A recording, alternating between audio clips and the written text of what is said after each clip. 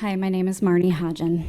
Interns with the Adolescent Health Project presented survey data at the last meeting. The data alludes to large gender and racial gaps when respondents were asked to rate their confidence on their knowledge of sex ed topics.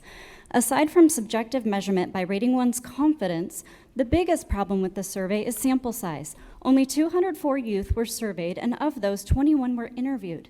The sample size is far too small and not an accurate representation. There's no clarification of how the 21 of the 204 were selected, leaving room for selection bias. Also, the AHP is an initiative of the Women's Fund of Omaha, who employs Lisa Schultz, who happens to be on the Health Standards Advisory Committee.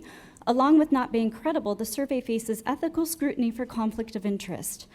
The board could never explain to us how the writers or advisors were chosen, but thanks to FOIA, we have a better idea.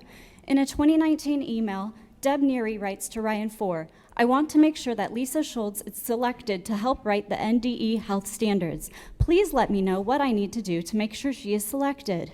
How's that for having no input, Deb? When speaking on applicant selection, Lacey Peters writes, we did not ask demographic background information on the application. That research I did on my own when inviting people to apply. That way, they didn't feel they were chosen solely on their race, culture, sexuality, etc. And when inquiring about Abby Swatsworth, she asks, is she knowledgeable about health or health education as well? Which isn't pertinent, but it would be a plus. The board was profiling and soliciting applicants based off of race, culture, and sexuality. So, to the writers and advisors, sadly, it's not about your work experience or the content of your character. You were picked because of the color of your skin and who you sleep with. This is what looking through the equity lens looks like, and it's ugly.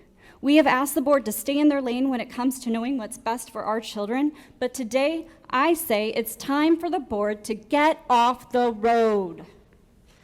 Scrap the standards. Thank you. Abolish Thank the you. NDE. Thank you, Marnie. You.